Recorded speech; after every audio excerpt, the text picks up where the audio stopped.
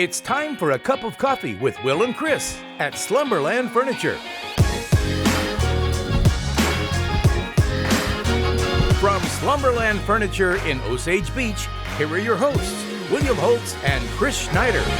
Merry Christmas yet again. Getting ready for New Year. Hopefully you've had a great Christmas. And on this week's Cup of Coffee, man, you look great. You got my Santa Claus suit on here, baby. That's right. I love it. Hey, it's our New Year's edition show. If you're watching on Christmas or the week of course, thanks for joining us. We have Nathan Bechtel going to be talking about predictions for 2025, and he did that last year, so he's going to be reviewing, right? Yeah, for 2024, so back in February, he made a whole lot of predictions of things that were going to happen in the lake area, and he got most of them right, and so we'll go over those with Nathan and call him Nostradamus or something like that, and maybe he'll have something for 2025, we'll see. Yeah, he is sharp. We're also going to show you the new trailer for Ozark Law, the police docuseries. You know, been following Lake Ozark and Osage Beach PD, plus for sales, new superintendent, and demolition at Lakewood Oasis, the condos over there, Lakewood Resort. They're underway, the demolition. We'll tell you that and much more after this from Slumberland at the lake.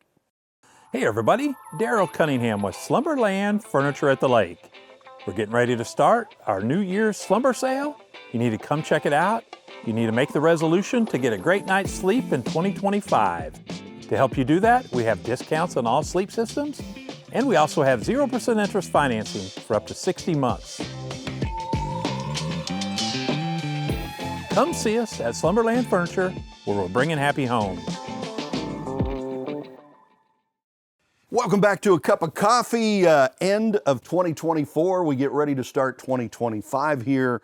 And I had to call my buddy Nathan and say, hey man, can you come on Cup of Coffee? Because we have got to talk about your predictions for 2024 and how many of those you nailed dead on. I'm starting to call you the Great Kreskin, right? I got some right. Maybe Nostradamus or something. Yeah, Nostradamus, I'll take that. It's like 6 out of 7 or pretty close to that. Close. So as 2024 comes to a close, I thought we'd go back and we would look at those because you did a story in Lake Expo. By the way, he is like the best writer anywhere here, certainly here at the lake. Oh, thanks. Runs Lake Expo. You guys do an amazing job over there.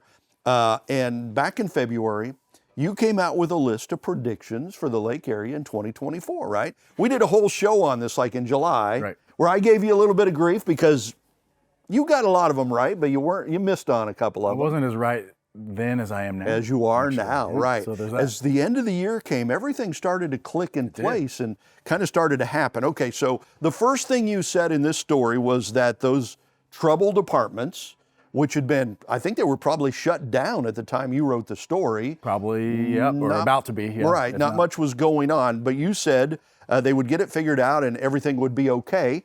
And you nailed that. That's exactly what happened, right? I nailed it. Yeah, dude. I'm gonna take 100% on that one because people are moving in. I was there. I went out there and toured them last week. Did you really? Yeah. Units are like, I mean, there's still some construction on some of the buildings, but like units are open, ready for move-in. They're beautiful. They're actually really, really nice. The clubhouse is next level. Sweet. It's really, really cool. So yeah, they're open.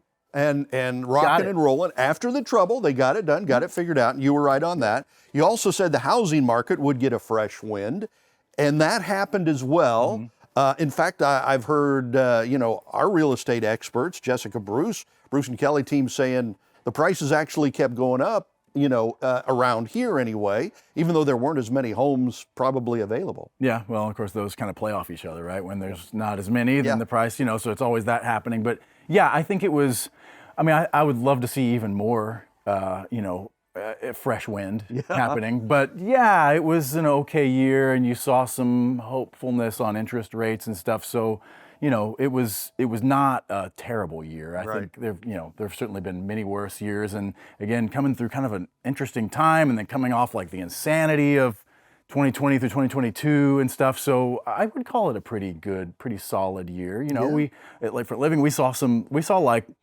good sales this year, nothing like mind-blowing. Yeah. But yeah, I would say it's very nothing promising. like back in 2020 and 2021. But can't compare that. I don't know that we're ever going to see that again. Who knows? Right? Yeah. Who knows? You also said the race for the casino would intensify, and you nailed that too, because it did intensify for the elections. Yep. And I was actually really shocked that got voted down. I was too, because that's the one small piece I got wrong in my predictions. I predicted it was going to pass because I really thought that was going to happen. I did too. I know some of the guys involved with that and talked with them, and they were like, man, our internal polling says it's going to pass with flying colors.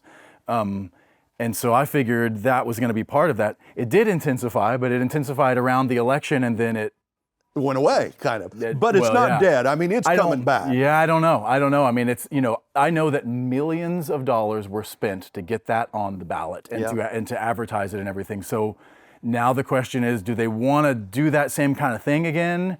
And if so, are they willing to make that kind of spend? Because again, the way the initiative petition process works, it's costly to get something on the ballot. So TBD on that. I mean, I kind of wonder, I don't know anything about this. I wonder would they just consider developing like a resort and shopping center kind of thing without the casino element?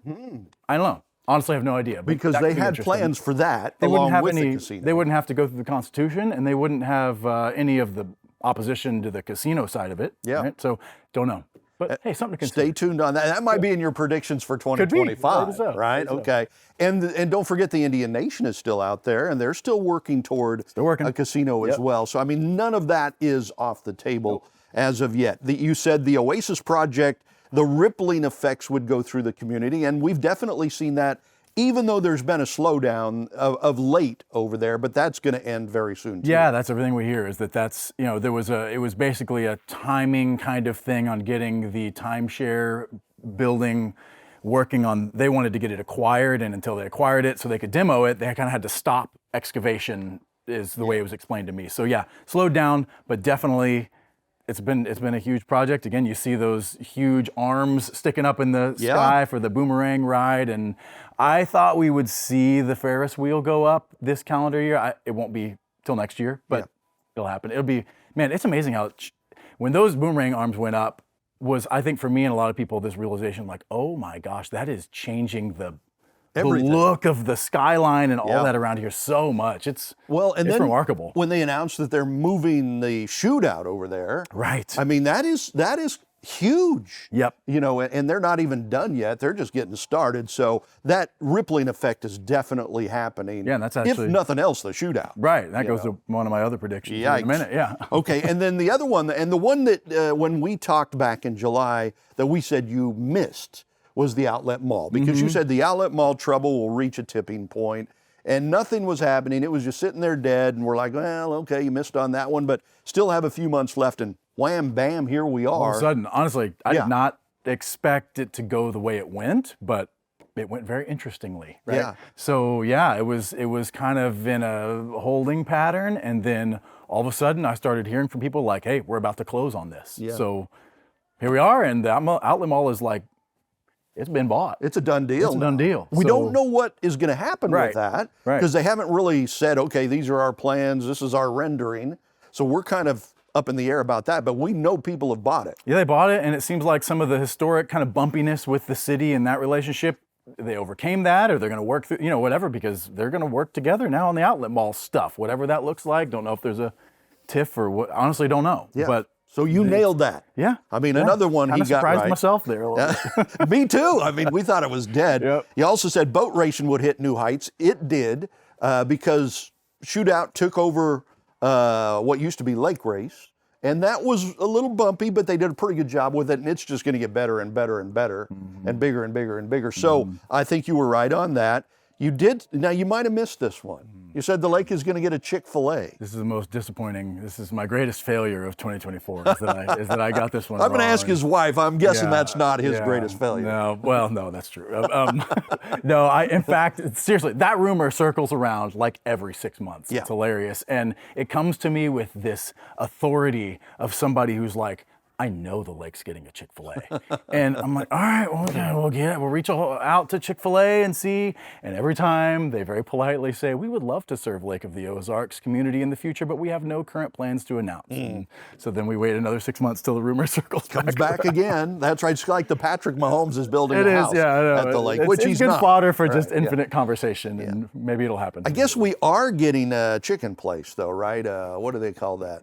Not Churches. Popeyes. Yeah. Yeah, up in Camdenton. Yeah. Yeah, I know. I think that's right. Yeah, I don't know very much about that. I'm really excited about that. I love me some Popeye's chicken, Yeah, it's a popular baby. place. So there he is, the genius over at Lake Expo. He runs everything. He writes everything. He's like greatness. No, and I don't write everything. We have a great team. You do have a gotta great staff. I got to give some props to my writing staff and also just like the rest of our team that does all the things. So I do write a lot, but I do a lot of other stuff, and we have a lot of people that write a lot of awesome stuff. Well, we love you. Thanks. We love you guys. Thank you. It's a fun partnership. It is a partnership. It's like funny promoting because Lake TV. everybody thinks we are owned by the same people, and we're not. No. You know, Lake Expo, Lake TV. That we know of. Different corporation, yeah, right, companies and stuff, but we do love each other. So, you know, it's a kumbaya moment. That's right, man. You want to hug, or we'll do that? Let's do that off camera, right? So it's Nathan Bechtold, Lake Expo. Will be back on set as I think we're going to do our New Year's resolutions.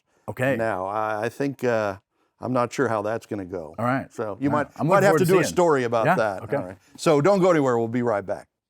The Lake of the Ozarks is chill, calm, collected. 4th of July hits. It's a whole new animal. 705 Miller. Motorist ran out of fuel. It's a small crew. Love you, bye. It's very important that we're approachable. We can do that in a respectful way. Appreciate your cooperation. Thank you so much, man. We get a lot of burglaries and thefts. Please make yourself known. We're ready for summer. Things get out of hand. Yeah. It's go time.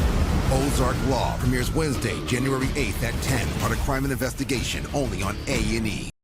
Wow, that thing has been played like nearly 1 million times since Monday when that was sent out. But I'm excited. What do you think? Yeah, I think it'll be pretty good. You know, it seems like anything Lake of the Ozarks related is successful now, right? For some weird reason, it all kind of started with the show Ozark, and it hasn't stopped. You notice they also played off that with Ozark Law instead of, Lake of the Ozarks PD or anything like that. So, but looking forward to it Wednesday, January 8th on A&E, 9 p.m. Central Standard Time, set to have 10 different episodes. And, you recognize a bunch of those guys in the trailer. You see Officer Cordula and Boren with Lake Ozark and, pretty recognizable faces. Everybody becoming a star around here, right? I mean, it's kind of interesting. Hopefully it won't go to our head. Yeah, no doubt. So, hey, speaking of law enforcement, for those of you Missouri drivers, the Missouri hands-free driving law set to go into effect January 1st. Now, this was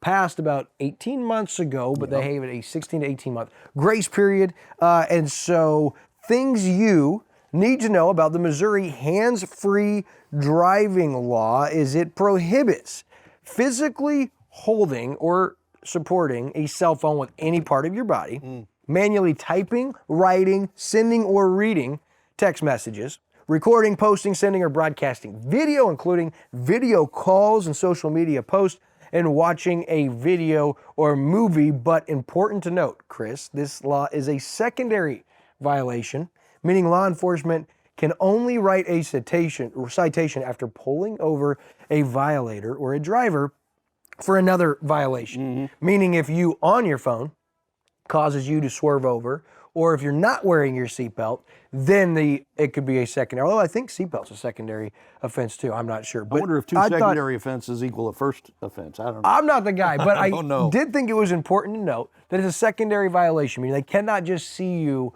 break the Missouri hands-free driving law and pull you over. And as far as fines go, first offense, $150, second offense, a fine of up to $250, and third offense, a fine of up to $500. My question is, can you buy a season pass? Yeah. It seems pretty cheap, right?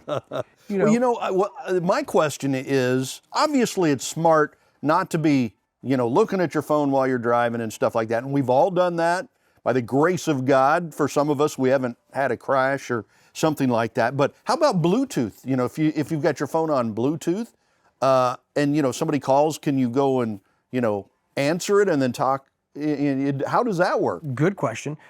They say that physically holding or supporting a cell phone, meaning that if it is mounted, they recommend that you mount it and you use Bluetooth. And so I think a single touch is probably going to be fine. Probably okay. And they did recommend, the Missouri State Highway Patrol says they encourage Bluetooth, getting mounts for your car, and also preset your GPS, your music, and things of that nature before you leave, so you don't have to be messing with your phone. And a lot of your new smartphones do have a voice to talk or talk to text Siri application where you can actually talk into your car, right? And it will take the command and act that out. So, but they're saying, hey, hands-free is really important because there were over 16,000 distracted crashes in Missouri in 2022, over 90 deaths and nearly 6,000 injuries from distracted driving in 2022 alone. And so they're saying, hey, like the average time it takes to read or send a text message is 5 seconds. Yeah. You don't think that sounds like a lot,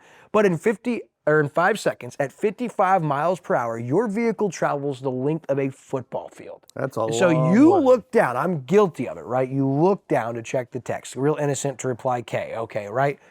5 seconds, what could happen in front of you in that 5 seconds? I think it's important. So the Missouri hands-free driving law set to take place January 1. Make sure you know when the law is named after Randall Siddons and Michael Benning, 2 Missourians who died in car crashes caused by distracted driving. So the more you know, and now you as Missouri drivers do know. So hey, Versailles announced it about a year and a half ago. Dr. Spinagle, I think it was, the new superintendent at Versailles. Well, hey, got a press release on Monday. Morgan County R2 School District announces another superintendent. It's Dr. Brian Pettigill as their new superintendent, and he comes from Raymore Peculiar School District in the Kansas City area. This is set to take effect July 1st, 2025. So we welcome Dr. Pettigill, a native of Livonia, Missouri, and a proud graduate of Putnam County High School. But Versailles, you know, that's the second superintendent in the last 2 or 3 years. So I thought that was worth noting, and we welcome him to the Morgan County R2 School District. Yeah, and you know, superintendents are so very important when it comes to those school districts because they, you know, everybody kind of follows their lead. We've seen in the past some not so good superintendents in local school districts that caused things to go off the rail, caused debt to go up really high. So these are important positions. Absolutely, and I am following. I think I know who you're alluding to. Anyway, as we look ahead, we told you about the superintendent, but should already be happening, right? By the time we recorded before Christmas, but Demolition at Lakeport Resort, the condos that had been preventing further development at the Oasis amusement park site, well, it should already be under construction or under demolition. So right? everything has been quiet out there for the last month plus because they've been waiting to do the demolition of these condos, right? And we've been telling you about the condo situation from the very beginning, the Lakewood Resort timeshares right in the middle of the project. Well, it just so happens they're also right on top of all the utilities that need to be updated and changed for the whole Oasis theme park. So that's what's been slowed down while they've been taking care of these. Well, the developer, Jeff Tegetoff, who has been on this show, I like him a lot. You've had your problems with him, but he's getting this moving along, and he and his team, they were able to buy out all of the resort's 2,548 timeshares, the deeds. So the building is now is the developers. They're going to demolish it. Again, it's probably already happening right now. And that will allow them to get this, everything back on track because all the utilities go right through that area there. And so this is another big step forward. And they keep saying they're going to get this opened to a certain degree in 2025. Yeah, and they said that last week DNR permits got submitted for an asbestos test, and you probably saw the track hose and a lot of that demo equipment making its way on site, and they promised that demolition was set to begin. Thought it was worth noting, though, that we didn't get a lot of attention on that, but in November, that the developer, Jeff Tegetoff, allowed local charities to salvage materials from these buildings. Yeah. And that there was an estimated $1.5 million worth of items donated. And you said, yeah, I've been hard on developer Tegetoff, but for that's a lot of money or materials donated. Sure is. So worth noting. And if you look at Phase 1 opening, as you said, 2025, look, we're not just talking amusement park rides, we're talking the indoor water park, the Marriott Resort Conference Center, the parking garage. This is going to be very big. And as we heard Nathan, talking about, a little bit delayed, but you're going to see those rides start to take place. Man, how cool is that going to be visually? Unbelievable. And it is permanently changing the landscape of the Lake of the Ozarks. And the ripple effects have already started, again, as we talked about with Nathan. I mean, when you move the whole shootout over to that area because of this development, that's a huge ripple effect for the community, and we're just going to keep seeing more and more of that. And I'm excited to see those rides go up, see what that looks like. You know, the renderings are really cool. You never know how the reality is going to be, but I think it's going to be pretty great. So you have that to be excited about, the outlet mall under contract, you know, really cool things taking place all around the lake. And one of the things with the changing lake landscape that I was thinking about was you're seeing more money come to the area, right? And it's easy when you see money to attack people with money. And one of the adages like that we've heard, especially in the political cycles, the last 8 to 10, is the wealthy aren't paying their fair share of taxes, and right? that is not true. Right. And so I thought, well, is it true? Is it untrue? Like, there is a lot that people just believe that the wealthy get all the handouts, all the breaks. And why is that? And so I'm no expert, but I found a really cool video I wanted to share with you guys for our New Year's edition of Cup of Coffee. So without further ado, sit back and enjoy. Suppose that once a week, 10 men go out for beer, and the bill for the 10 comes to $100. If they paid their bill the way we pay our taxes, it would go something like this. The first 4 men, the poorest, would pay nothing. The 5th would pay $1. The 6th would pay $3. The 7th would pay $7. The 8th would pay $12. The 9th would pay $18. And the 10th man, the richest, would pay $59. So that's what they decided to do. The 10 men drank in the bar every week and seemed quite happy with the arrangement until one day the owner caused them a little problem. "Since you are all such good customers," he said, "I'm going to reduce the cost of your weekly beer by $20. Drinks for the 10 men would now cost just $80. The group still wanted to pay their bill the way we pay our taxes, so the first 4 men were unaffected. They would still drink for free. But what about the other 6 men, the paying customers? How could they divide the $20 windfall so that everyone would get his fair share?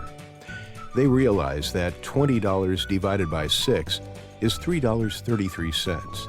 But if they subtracted that from everybody's share, then not only would the first 4 men still be drinking for free, but the 5th and 6th man would each end up being paid to drink his beer. So the bar owner suggested that it would be fairer to reduce each man's bill by a higher percentage. They decided to follow the principle of the tax system that they had been using, and he proceeded to work out the amounts he suggested that each should now pay. And so, the 5th man, like the first 4, now paid nothing, a 100% saving. The 6th man now paid $2 instead of $3, a 33% saving. The 7th man now paid $5 instead of $7, a 28% saving.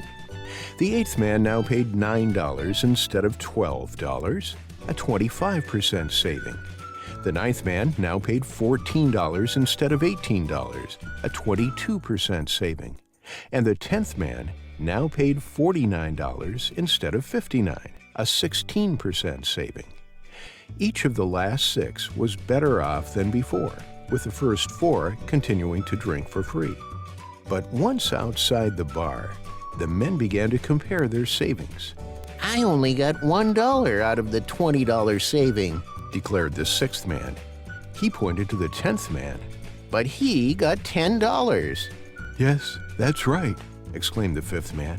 "I only saved $1 too. It's unfair that he got 10 times more benefit than me." "That's true," shouted the 7th man. "Why should he get $10 back when I only got 2? The wealthy get all the breaks."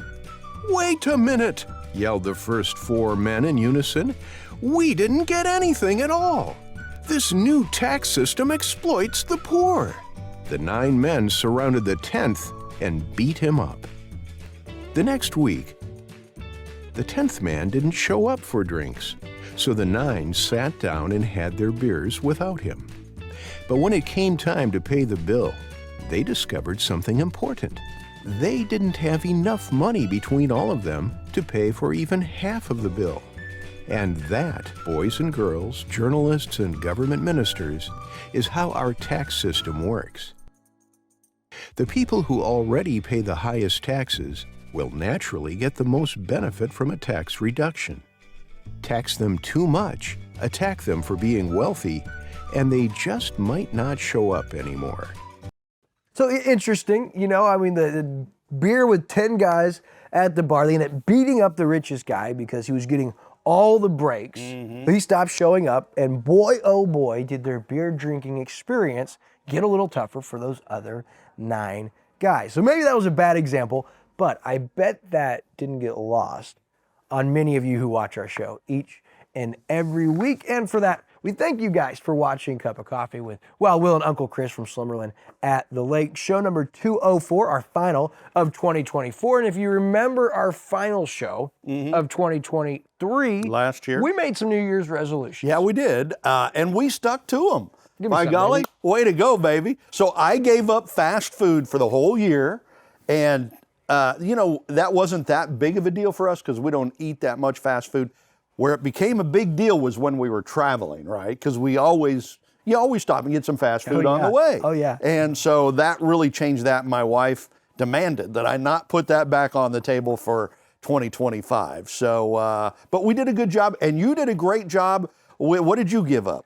Energy drinks. I was just thinking about your fast food, and I thought about going without fast food until even noon today, and I started like, I'll be okay. But yeah, I gave up energy drinks, my Ghost Warhead. You know, that kind of replaced my sugar at time, and I was a heavy, you know, drank a lot of alcohol historically, and I don't do that anymore, so that was my vice, right? And so I gave that up, and I'm counting down the days. Like, we're almost here. Are you going to go back to drinking those? Oh, yeah, baby. Why? I've already invested stock in the company. I've got 6 pallets delivered to the house. I've been sleeping on a pallet of energy drinks the last month. Wow. You know? Yeah. But, yeah, I certainly will. Maybe a little more responsibly, but I wanted to know what we were planning on giving up for 2025. Because I know you've got to have something.